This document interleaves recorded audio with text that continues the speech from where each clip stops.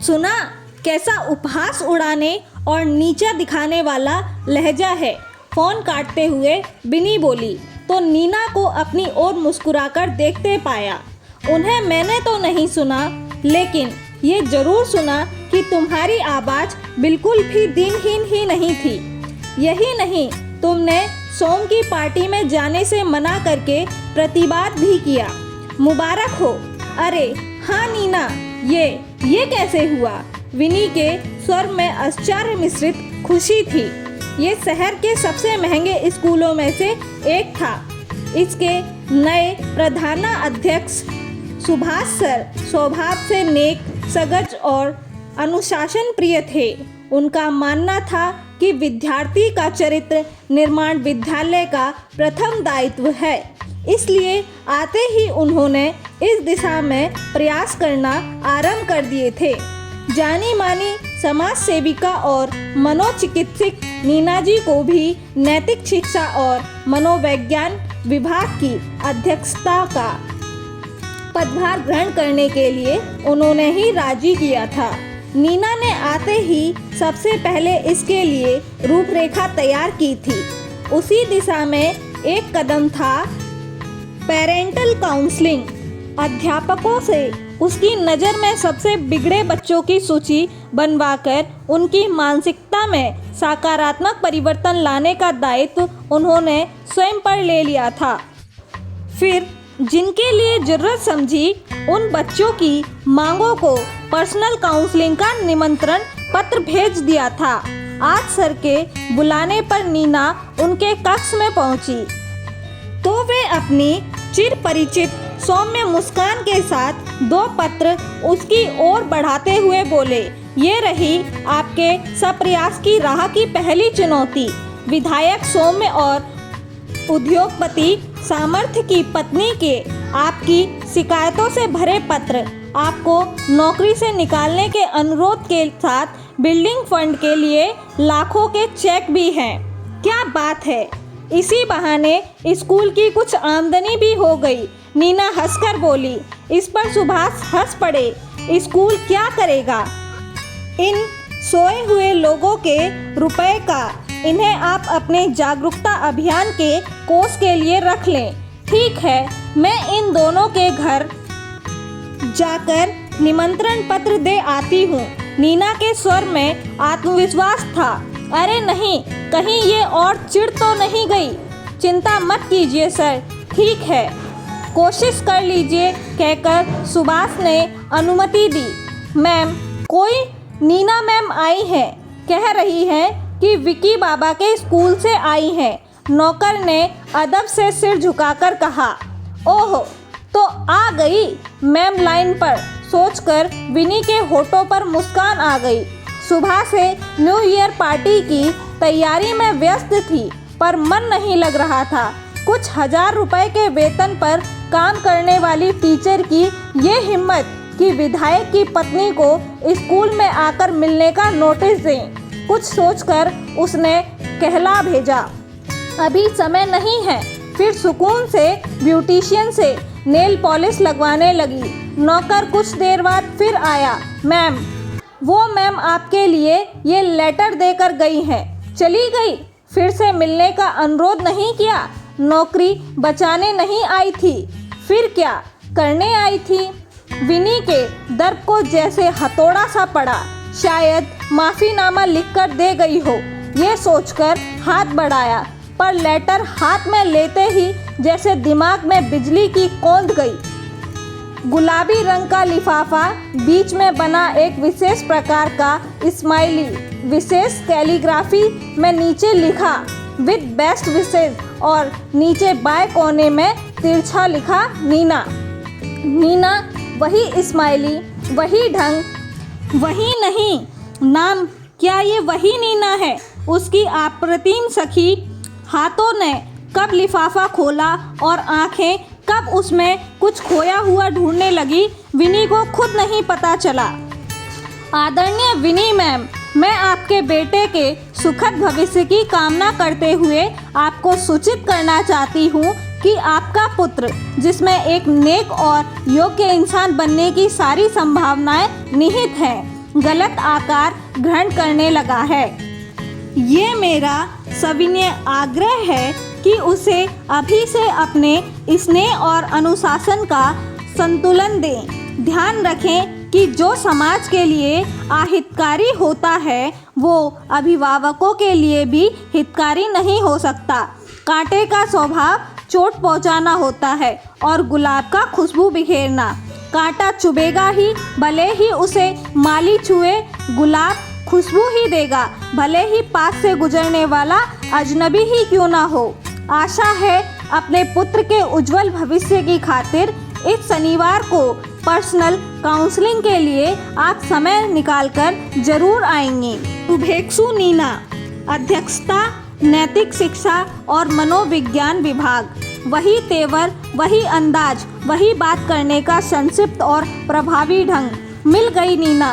कितने जत्न किए थे अपनी इस बिछड़ी सखी को ढूंढने के लिए, और आज यूं अचानक नीना की याद आते ही शीतल पवन के मंद झकोरों की पुस्तक पर पड़ी बरसों की धूल उड़ गई थी और सृष्ट खुली हवा में फड़फड़ाने चले गए थे। छोटे से पहाड़ी शहर की मनमोहक वादियों और उसमें हंसती खिलखिलाती दो सखियां। नीना मेधावी होने के साथ गजब के आत्मबल और व्यवहारिक ज्ञान की धनी थी। समाज सेवा का शौक और सुलझी हुई मानसिकता से उसे अपने प्राध्यापक पिता से विरासत में मिले थे। उसकी मानसिक परिपक्व के कारण हम उम्र साथियों से लेकर अध्यापकों तक सब उसकी इज्जत करते थे। विनी दिमाग से औसत पर लगभग सभी ललित कलाओं में असाधारण प्रतिभाशाली और अद्वितीय सौंदर्य की स्वभामिनी थी। लेकिन जाने कितनी सुंदर चीज़ों को खरीदने और सभी तरह की कलाएं सीखने की चाह को उसे मन में ही दबा देना पड़ता था, क्योंकि उसे पता था कि पिता फीस के पैसे भी मुश्किल से जुटा पाते थे। ऐसे में थिएटर में डिप्लोमा करने की फीस जुटाने के लिए ट्यूशन की प्रेरणा नीना ने ही तो दी थी। उसे सिर्फ प्रेरणा ही नहीं, हर तरह से साथ भी दिया था। कॉलेज के अंतिम वर्ष में थी विनी जब वार्षिका उत्सव की विख्यात उद्योगपति अपने परिवार के साथ मुख्य अतिथि थे और वे नृत्य नाटिका की मुख्य नायिका उनका बेटा सोम उसकी खूबसूरती पर ऐसा मुग्ध हुआ कि उसने अपने पिता द्वारा विवाह का प्रस्ताव भिजवा दिया था। 2 और बेटियों के विवाह तथा बेटे की पढ़ाई के खर्च में उलझे उसके गरीब पिता को भला क्या ऐतराज हो सकता था। फिर तो सोम के पिता खर्चे पर हुआ भव्य विवाह और हनीमून का 1 महीने जैसे किसी व्यावसायिक फिल्म की तरह सपनीली दुनिया में बीता था। लेकिन सपनों की उम्र बहुत छोटी हुआ करती है। मानस पटल पर चिपक गया था वे दिन जब हकीकत से सामना हुआ था। अचानक प्लेट टूटने की आवाज़ से विनी की तंद्रा भंग हुई। वो भागकर डाइनिंग रूम में पहुंची तो देखा कि कांच की प्लेट और कटोरियां बिखरी हुई पड़ी हैं और उसका बेटा विक्की नौकर को डांट रहा था। और कोई दिन होता तो विनी उपेक्षित कर देती, पर आज नीना के पत्र का असर था। ये क्या तरीका है बात करने का? विनी ने बेटे को हल्के से छिटका। देखो, एक तो इसने पिज्जा नहीं बनाया, ऊपर से उपदेश दे रही है। बेटा, ये तुम्हारे भले के लिए ही कह रही है, कोई ज़रूरत नहीं है भला बुरा बताने की। चलो उठो, जाओ यहाँ से, मैं खुद निपटा लूँगी। और इन लोगों से विक्की ने चुटकी बजाकर उंगली और आँखों से निकलने का इशारा करके लहजे में कहा कि विनी स्तब्ध रह गई। गवर्नर्स, नौकरों और ब्यूटिशियन के सामने अपमानित होने का विनी के लिए ये पहला मौका था। वो तिलमिला उठी। क्या आपने इस अपमान के लिए वो स्वयं उत्तरदायी है? उसने स्वयं ही तैयार किया था ये कांटा जो अपने माली को चोट पहुंचा रहा है। नीना ठीक कह रही थी। नीना तो हमेशा ही ठीक कहती आई थी। जब सोम का रिश्ता आया था तब भी तो उसने समझाया था। किसी फूल की सुंदरता पर मुग्ध होकर उसे तोड़कर गुलदस्ते में सजा लेने को तत्पर हो जाने वाले उसके बासी होते ही उसे फेंक देने की आदत भी रखते हैं। मुझे नहीं लगता सोम तुझे वो मान सम्मान दे सकेगा जो एक जीवन साथी से हर लड़की चाहती है। लेकिन तब ये सारी बातें दार्शनिक लगा करती थी। उनकी सच्चाई का एहसास तो उस दिन हुआ था जब बुखार में बदन टूट रहा था और अपनी तकलीफ बताते हुए सोम को करीब आने से मना करने पर भड़क गया था। वो तुम पर लाखों इसलिए नहीं खर्च किए हैं कि तुम मुझे अपनी इच्छा या अनिच्छा बताओ। खर्च करने का मतलब पत्नी हूँ मैं तुम्हारी, कोई और नहीं। मैंने कब कहा कि पत्नी नहीं हो? पत्नी हो तो पत्नी का फर्ज निभाओ। पत्नी का ही तो काम ले रहा हो तुमसे। सोम की दबंग और अहंकारी आवाज में उसका अधूरा वाक्य कुचल दिया था, बल्कि उसका पूरा वजूद कुचल कर रह गया था। सोम के अय्यास और अहंकारी व्यक्तित्व के नीचे यही नहीं, उसके गुलदस्ते के दूसरे फूलों के बारे में भी कहानियाँ उसके कानों में पड़ने लगी थी। वो सच्ची थी या झूठी, इसका पता करने के लिए एक दिन साहस बटोरकर उसने पूछ ही लिया कि सोम का घर आने जाने का या रात में घर रुकने या ना रुकने का कोई निश्चित समय क्यों नहीं है। तो सोम ने उसे ऐसे देखा जैसे उसने कोई बड़ा गुनाह कर दिया हो। तुम होती कौन हो मुझसे प्रश्न करने वाली? अगर अपनी इस खूबसूरती की सलामती चाहती हो तो ध्यान रहे कि मुझे प्रतिवाद सुनने की आदत नहीं है। मैं अपने थप्पड़ों से तुम्हारा हुलिया नहीं बिगाड़ना चाहता। सोम ने हाथ उसके सिर के पीछे ले जाकर उसके बाल अपनी मुट्ठी में पकड़कर कहा और उसे हल्का सा धक्का देकर चला गया। तो वह भय से पीली पड़ गई। तो क्या सोम हाथ भी उठा सकता है? क्या वह इतनी असहाय है? अक्सर रोकर मन की पीर आंखों के रास्ते निकाल लेती थी। वो एक दिन सास और सोम की बातचीत कान में पड़ी। ये तेरी बीबी का चेहरा दुखी क्यों रहता है आजकल? एक बात ध्यान से दिमाग में बिठा ले, तेरे लिए भले ही उसकी खूबसूरती अय्यासी का साधन है और अपनी सोसाइटी के लिए स्टेटस सिंबल हो, पर मैंने रजामंदी तुझे पार्टी का टिकट दिलाने के लिए दी है। चुनाव में उसे ही भूनना है। इसके भाई की पढ़ाई और बहन की शादी के लिए पैसे चाहिए होंगे। वो इसके मुंह पर मार, इसे घुमा फिरा, जो भी करना है कर, लेकिन तेरी पत्नी समाज के सामने खुश नजर आनी चाहिए। तू जनता के लिए एक गरीब लड़की का उदारक है। तेरा वोट बैंक है ये। थोबड़ा ठीक कर इसका। कल शाम को इसे महिला आश्रम के चैरिटी शो में ऐसे ही चेहरे में लेकर जाएगा। डोंट वरी मॉम, मुझे इसका चेहरा ठीक करना आता है। ये सोम के लापरवाह से शब्द थे। तो क्या ये शादी विनी को सब कुछ समझ में आ गया था? सोम के लिए उसकी खूबसूरती बिजनेस पार्टियों में स्टेटस सिंबल और गरीबों के बीच वोट बैंक थी। इसलिए उसका खुश चेहरा दिखाने के लिए यदा कदा सॉरी के साथ तोहफे का कंपनसेशन मिलता था उसे, नहीं तो अब और नहीं सहेगी। रास्ते में आत्मीयता पाकर विनी के मन में ज्वालामुखी का लावा आंसुओं के रूप में फूट पड़ा। 12 वर्षों की किताब वो एक ही दिन में नीना को सुना देना चाहती थी। मेरा जीवन कमरे के किसी कोने में टंगे किसी लेटर पैड की तरह बनकर रह गया है, जिसे जब चाहा इस्तेमाल करके दोबारा कील पर टांग दिया और कुछ दिनों बाद भर चुके पेजों को बेरहमी से फाड़कर फेंक दिया, जो ना तो खुद पर लिखी कितनी भी सुंदर चीज को अपना कह सकता है, ना ही रीतेपन की शिकायत कर सकता है। उस पर लिखा ही जाता है, काम हो जाने पर पृष्ठ फाड़कर फेंक दिए जाने के लिए। अपनी कहानी पूरी करते करते उसकी पलकें भीग गई। मगर बनने क्यों दिया तुमने खुद को एक लेटर पैड? लिखने क्यों देती हो अपने ऊपर कोई झूठी इबारत?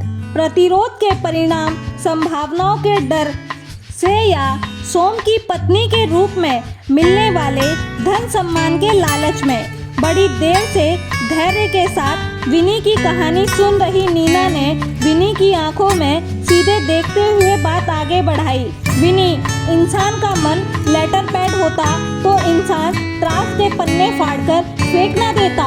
इंसानी मन तो एक कंप्यूटर की तरह होता है, जहां अनअपेक्षित इबारत ठीक से डिलीट न की जाए तो रिसाइकल बिन में पहुंच जाती है। इसे अंतर्मन कहते हैं। विनी फिर रो पड़ी। मुझे अपने घर में गृहिणी का स्थान तक नहीं मिला, लेकिन सोम की पत्नी के रूप में जिन लोगों के सामने से जाया, उनकी नज़र में मैं बड़े सम्मान का पात्र हूँ। सोम ने मुझे डांसर या कोरियोग्राफर के रूप में अपनी पहचान बनाने की अनुमति नहीं दी।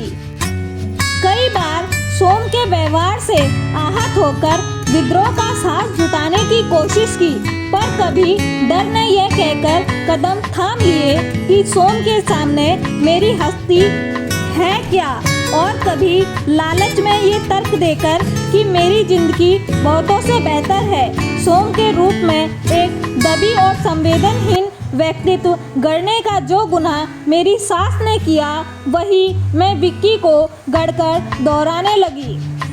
मुझे माफ़ कर दो नीना, मुझे बताओ मैं कहाँ गलत हो गई? मैं दुनिया को एक और सोम नहीं देना चाहती, मैं क्या करूँ? नीना ने उसे एक अभिभावक की तरह प्यार से चुप कराकर कहा, फिलहाल तो तू एक काम कर, तुझे डांसर बनने की ही ना सही समाज सेवा की अनुमति तो है ना। हम हर न्यू ईयर पर आश्रम का वार्षिकोत्सव मनाते हैं। अतिरिक्त ज़रूरतों के लिए पैसा भी इकट्ठा हो जाता है और उनकी प्रतिभाओं को पहचान भी मिल जाती है। इस शो की पूरी तैयारी और इसमें लगने वाले धन का जिम्मा सेवा इच्छा से समाज सेवा करने वाले लोग उठाते हैं। अगले हफ्ते शो है, सारे टिकट बिक गए हैं और कोरियोग्राफर ने आने में असमर्थता जता दी है। क्यों ना तू इनकी मदद कर दे? ये सुनकर विनी की आंखों में चमक आ गई।